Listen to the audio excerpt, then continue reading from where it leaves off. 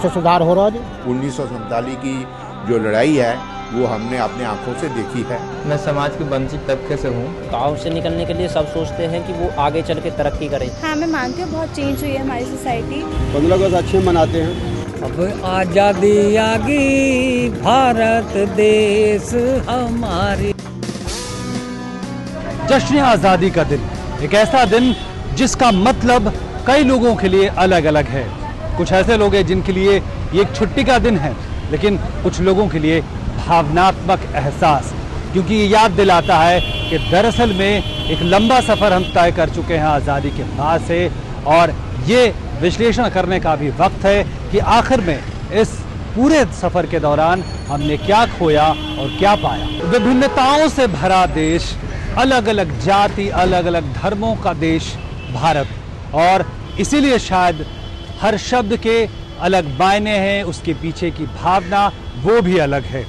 और आज हम यही जानने की कोशिश करेंगे कि आज़ादी का दिन, जश्न आज़ादी के दिन का मतलब अलग अलग लोगों के लिए क्या है, और वो क्या ऐसी चीज़ है जो सबको एक साथ जोड़ती है।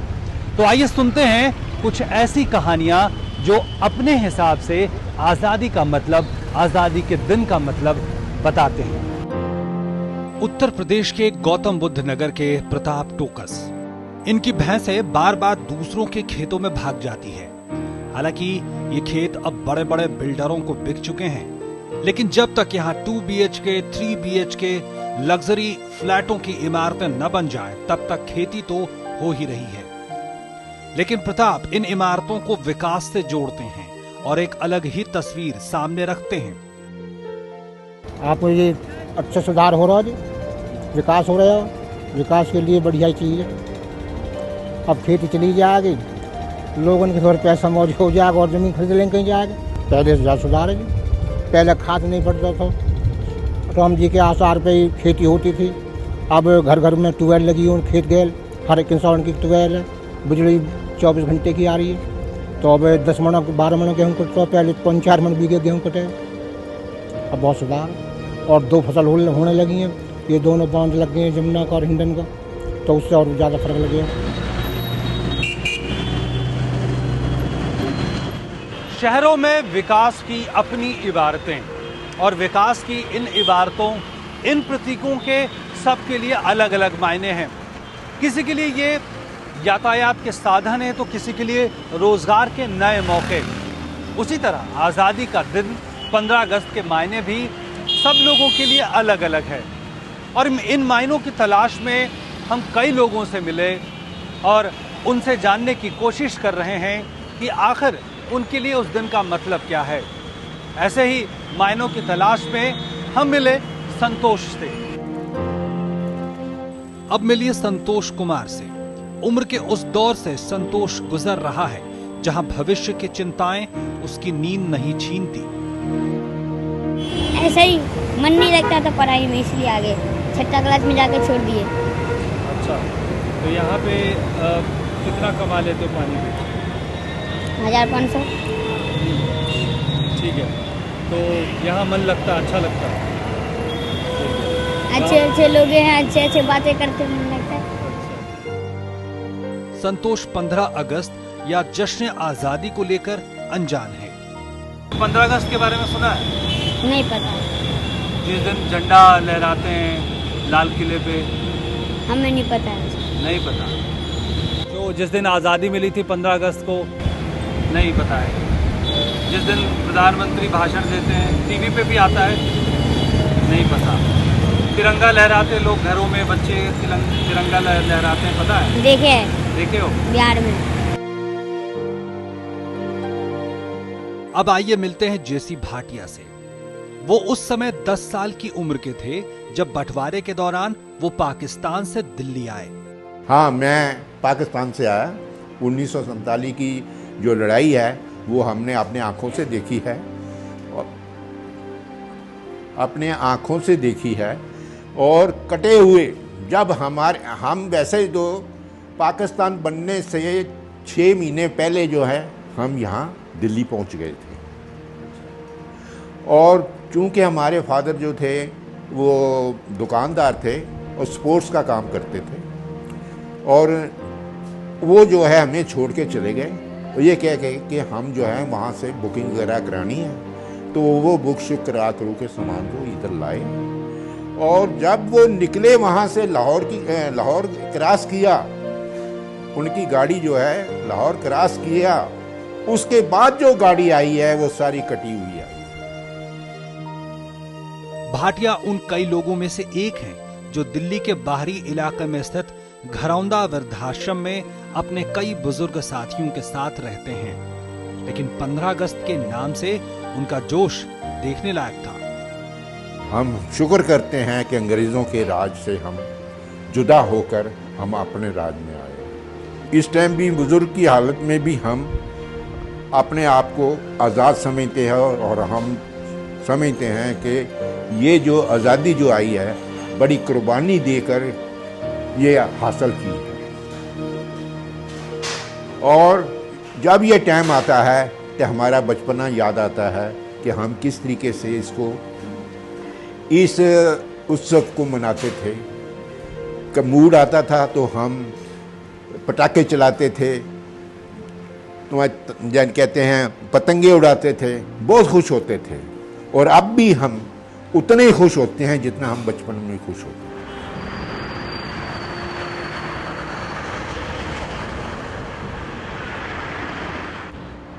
बदलावों की बात करें तो पिछले 2 दशकों में काफी तेजी से बदलाव हुए, खासकर आर्थिक उदारीकरण की बात करें तो। लेकिन इसी आर्थिक उदारीकरण पे जॉबलेस ग्रोथ की भी बात कही जाती है, यानी पूंजी का फायदा तो हुआ है लेकिन गरीब और गरीब हुए हैं, अमीर और अमीर हुए हैं। लेकिन ये बात भी कही जा सकती है कि जिस तरह से औद्योगिक क्षेत्र बढ़ा है, जिस तरह से विनिर्माण क्षेत्र बढ़ा है, मौके बढ़े हैं, नए नए क्षेत्र सामने आए हैं, और खेती, किसानी, इंजीनियरिंग और डॉक्टर और सरकारी नौकरियों से आगे बढ़कर अब एक निजी क्षेत्र भी है जो कई तरह के मौके उपलब्ध करा रहा है। पिछले 20 सालों में तेजी से बदलाव हुए, लेकिन खेती किसानी की भागीदारी देश की अर्थव्यवस्था में लगातार कम होते होते 14% के पास आ गई है। लेकिन 50 से 60% की बड़ी आबादी अभी भी किसी न किसी तरह इसी खेती से जुड़ी है। प्रताप टोकस से हमने जानना चाहा कि बदलाव तो हो रहे हैं, लेकिन उनके लिए आजादी के क्या मायने हैं। इससे तो सारा फर्क लगभग जी, घर बैठे सब सुविधा हो रही है।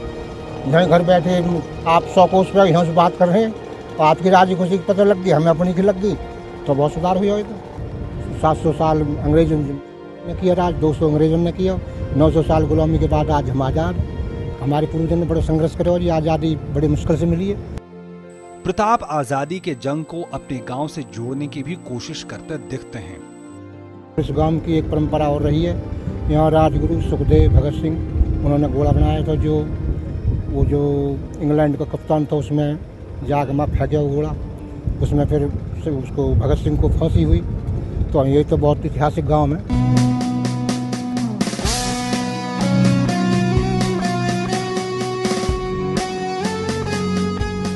विकास की एक पहचान होती है कि लोग खेती किसानी को छोड़ शहरों में आते हैं और सेवा क्षेत्र का हिस्सा बनते जाते हैं।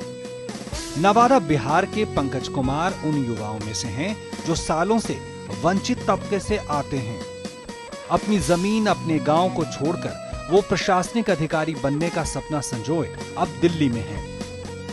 मैं समाज के वंचित तबके से हूँ और मैं उस समाज के उत्थान के उद्देश्य से मैं यहाँ मतलब तैयारी करने आया हूँ। कह सकते हैं कहीं ना कहीं ऊपर तो आए हैं, तो इस चीज़ को समझे तभी तो यहाँ पहुँचे हैं। चयन उन्हीं का हो रहा है जो अपर क्लास से संबंधित है। उस सब जो वंचित वर्ग में जो सब कास्ट आ जाते हैं ना, तो उन जो ऊपर क्लास लोग उन लोग का चयन हो रहा है, उनका तो नहीं हो रहा है जो सबसे नीचे लेवल से है। उनको तो अभी तक भी पता नहीं है कि ये मतलब कि रिजर्वेशन क्या है, या तो फिर मतलब कि शिक्षा का अधिकार क्या है, तो पता नहीं है। अनवारुल उसी युवा भारत की पहचान है जिनसे बहुत उम्मीदें हैं। अनवारुल बिहार से ही आते हैं और आजादी के मायने को लेकर अपने विचार कुछ यूं रखते हैं। हमारी जो साझी संस्कृति है वो बहुत हद तक बरकरार है अभी तक, लेकिन कुछ असामाजिक तत्वों के वजह से थोड़ी सी इसमें भटकाव आई है। अनवारुल सच्चर कमेटी और अल्पसंख्यकों के लिए संवेदनशील समझे जाने वाले मुद्दों को भी उठाते हैं। 70 सालों में 68 सालों में काफ़ी कुछ अचीव भी किया है। हमें रोज़गार के अवसर धीरे धीरे प्राप्त हो रहे हैं, हमें शिक्षा में आगे बढ़ने के मौका मिल रही है। आजादी के जश्न पर उत्तर प्रदेश के ही किसान बाबूलाल शर्मा कुछ यूं तराना छेड़ते हैं। अब आजादी आगी भारत देश हमारे में आजादी रहेगी भारत देश हमारे में।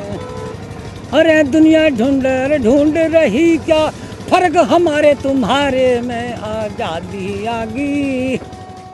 लेकिन पिछले सालों में हुए बदलाव और विकास के मुद्दे को वो कुछ इस तरह रखते हैं।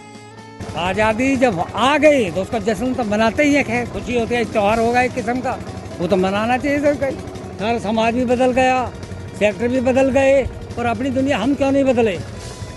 हम क्यों नहीं बदले? हम इसी बात को फिर आवाज़ उठाएंगे। हर एक जगह देखो, पेपर पढ़ो, उसमें दुनिया भर के प्रचार, उसमें भी गलत कहानी कितनी समझ में आती है। ये कहानी क्यों नहीं बदलती? इधर 12 साल के संतोष ने 5वीं के बाद पढ़ाई नहीं की। ये दुखद है, लेकिन उम्मीद की किरण वो आंकड़े बताते हैं कि सर्व शिक्षा अभियान, मिड डे मील जैसी योजनाओं ने बच्चों को स्कूलों तक खींचा है। अब 100% बच्चों तक स्कूल की पहुंच है और स्कूल बीच में छोड़ने वालों का आंकड़ा आज घटते घटते 17 लाख तक आ पहुंचा है। तो तुमको लगता है कि जैसे और भी लोग बहुत स्कूल जाते हैं, कॉलेज जाते हैं, तुमको मन नहीं करता जाने का? जाने का मन करता है पर नहीं जाता। पापा गरीब है, होता नहीं है संभाला, पापा अंधा है इसलिए। उम्मीदें जवां हैं और हो भी क्यों ना, क्योंकि युवा देश आने वाले वक्त में विचारों की नई इबारत गढ़ेगा और उत्पादकता विकास को समावेशी बनाएगा। और आज का युवा जब अपने कल और आज पर गर्व करे तो रास्ते ज्यादा आसान हो जाते हैं। पहले तो लाइट भी नहीं थी, काफ़ी दिनों तक तो लाइट भी नहीं आती थी गाँव में। तो जो दीपक होता है वो जला के लोग पढ़ाई भी करते थे। अब तो बहुत विकास हो गए हैं, हर जगह के लिए रोड है और अब तो विकास ही विकास है यहाँ पे। ठीक है, शिक्षित लोग हो गए हैं सब। गाँव से निकलने के लिए सब सोचते हैं कि वो आगे चल के तरक्की करें और शिक्षित होके अपने बच्चों को शिक्षित करना चाहते हैं। फिर शिक्षित विकास की वजह से हर जगह स्कूल हो चुके हैं हम, तो इससे शिक्षा पे भी काफ़ी प्रभाव पड़ा है हमारे यहाँ ग्रामीण लोगों के लिए। शहरों के नजदीक के खेतों में अब मल्टी स्टोरीज इमारतें उगाई हैं, लेकिन इन बदलावों की सिर्फ आलोचना नहीं, एक दूसरा पक्ष भी है। बचपन से तो बहुत बदलाव हो गया। पहले तो यहाँ पे कुछ भी नहीं था, जंगल था, पानी आ जाता था, पूरे में पानी हो जाता था यहाँ पे।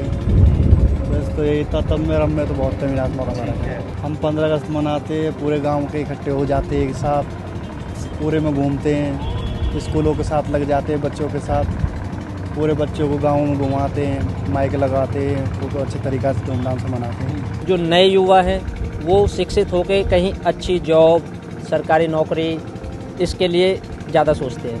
तो फिर खेती कौन करे? खेती तो बुजुर्ग ही करनी है, जब तक वो हैं वो करेंगे, नहीं तो जो नए युवा है आज के वो नहीं करेंगे। वो तो अपना विकास, नए काम कुछ ना कुछ करेंगे ही सब। The big issues that impact our nation's security, the changing global scenario that shapes the world around us.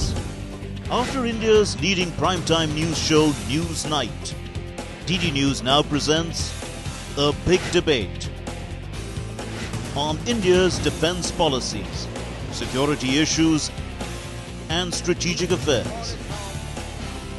Anchored by Saeed Naqvi, C. Raja Mohan, Rakesh Sood and C. Uday Bhaskar.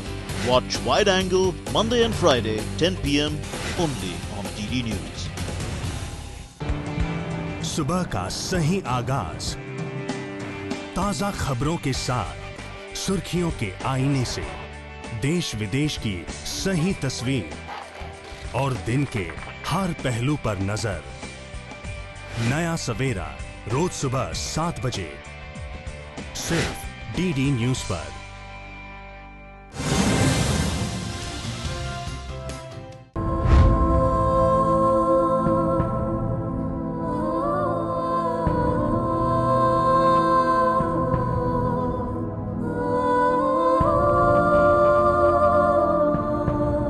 और जब हम गैर बराबरी की बात करते हैं और आज़ादी के मतलब की बात करते हैं तो एक बड़ा मसला ये भी आता है कि जो हमारी आधी आबादी है, यानी जो महिलाओं का पूरा वर्ग है, जो पुरुष और महिलाओं के बीच का भेद है, जिसे लेकर लंबी बातें होती रही हैं। हालांकि मताधिकार के स्तर पे, राजनीतिक तौर पे तमाम बराबरियां हमने आज़ादी के समय ही महिलाओं को दी गई, लेकिन उसका असर पहुंचते पहुंचते शायद वक्त लगा। और आज लड़ाई हो रही है विधानसभाओं में या संसद में 33% आरक्षण की, लेकिन दरअसल में ये एक सिर्फ प्रतीक ही है। और प्रतीक इस मायने में कि दरअसल में हम अपने गांव घरों में कितनी आज़ादी और कितनी बराबरी कानून से इतर दे पाए हैं।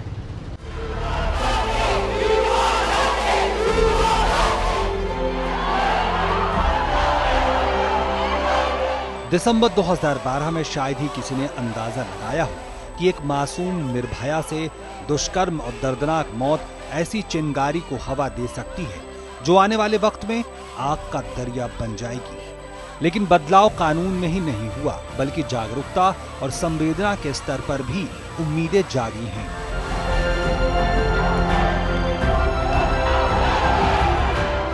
आप देख सकते हो कि सब लोग एक साथ पढ़ रहे हैं कोएड कॉलेज में, पेरेंट्स अलाउड कर रहे हैं, एजुकेशन सेम मिल रही है। और नरेंद्र मोदी ने इनफैक्ट कितना बड़ा रूल भी निकाला लड़कियों के लिए।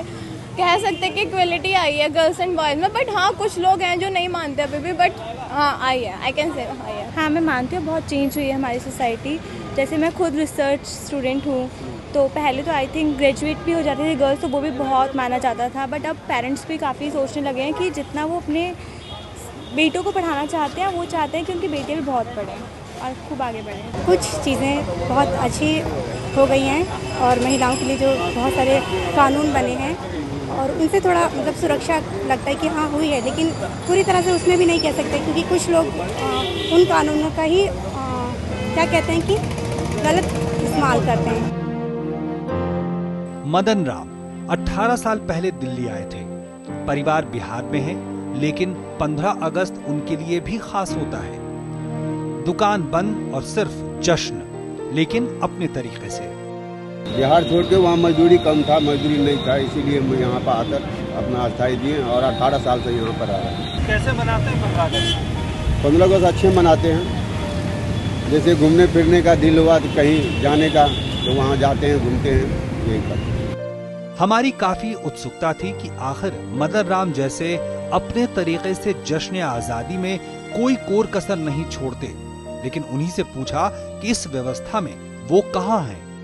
आप जैसे मजदूरी नहीं था तो यहाँ आ गए, यहाँ ये काम कर रहे हैं, तो अपने बच्चों लोगों को क्या पढ़ा रहे हैं, कैसे कर रहे हैं, क्या कर रहे हैं? पढ़ा लिखा रहे हैं, बताइए। गांव में पढ़ा लिखा रहे हैं और यहाँ से मदद कर रहे हैं और यहाँ से सहायता मिल रहा है बच्चे लोग को।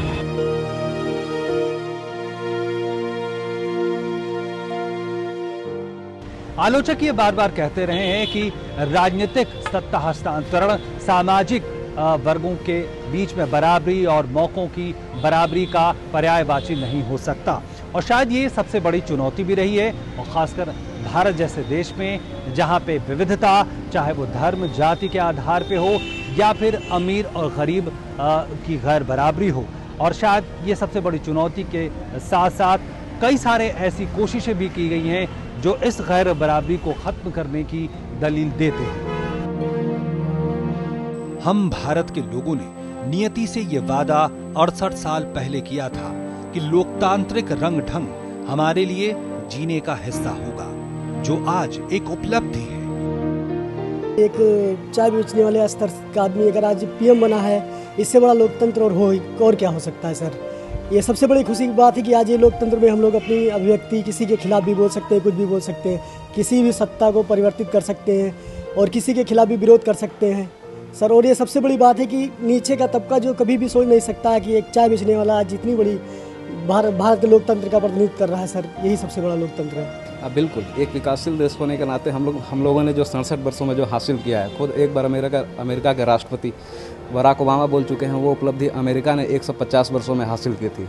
हम लोग औपनिवेशिक सत्ता के गुलाम थे और उसके बाद एक शोषित देश से उठकर हम लोगों ने 67 वर्षों में जो उपलब्धि हासिल की है वो एशियाई देशों में क्या पूरे विश्व में अतुलनीय है। ये जो भारत में विविधता है, ये हमारे देश की सबसे बड़ी शक्ति है, ये उपलब्धि है। डाइवर्सिटी, यूनिटी बिटवीन डाइवर्सिटी है ये। इसी से संपूर्ण राष्ट्र बनता है। विभिन्न वर्ग, विभिन्न धर्म, विभिन्न संस्कृतियाँ मिलके संपूर्ण राष्ट्र का निर्माण करती हैं। आज़ादी का मतलब सिर्फ ये नहीं है कि विदेशी कब्ज़े से आज़ादी। आज़ादी के बहुत सारे पहलू हैं। तो क्या गुर्बत से आज़ादी, भुखमरी से आज़ादी, क्या इस तरफ हम कोई कोशिश करते हैं 15 अगस्त से पहले और 15 अगस्त के बाद भी?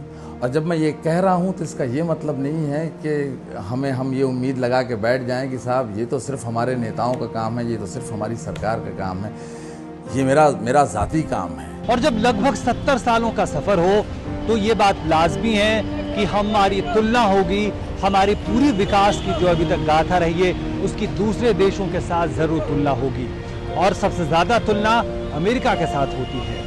और ये बात इतिहास बताता है कि अमेरिका आज जो है उसे पाने में उसे 150 से 200 साल लगे, जबकि हमारा सफर अभी सिर्फ 68 सालों का है।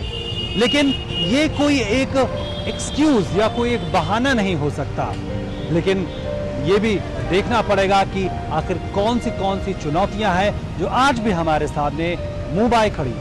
समान अवसर जो है ये नीचे तबके के लोगों को भी आज मिल रहा है, लेकिन वो एक कम मात्रा में मिल रहा है। जैसे कि आप देखेंगे कि ऊपर से धीरे धीरे जो क्षमता हुआ, ये जो समान अवसर है वो नीचे तक जा रहा है, और उसके बाद फिर वो लोग हमारे तक ऊपर आते हैं और फिर उनको एक लेवल मिलता है।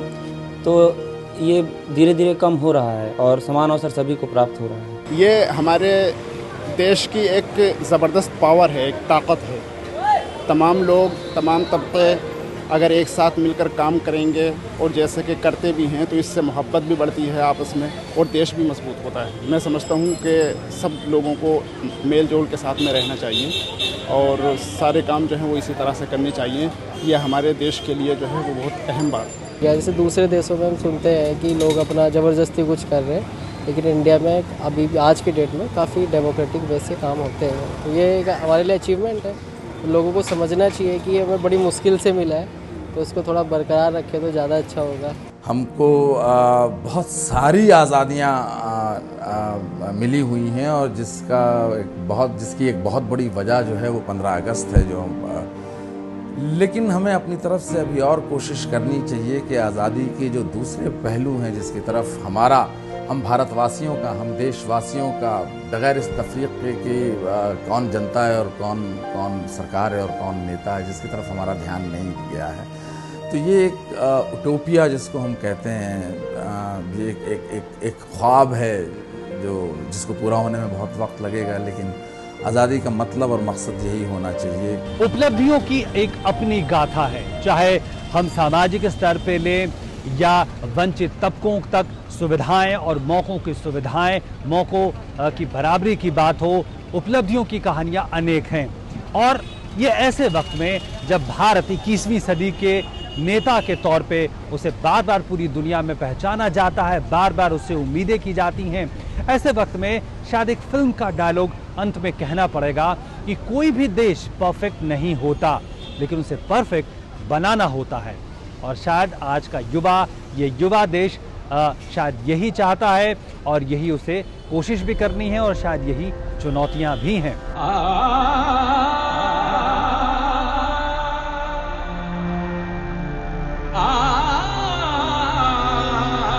भारत अनोखा राग है,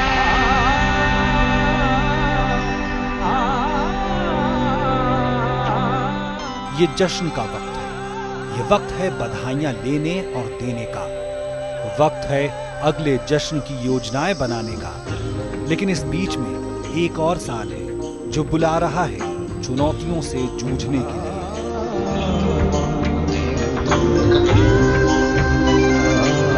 सौरागिनियों से सजा भारत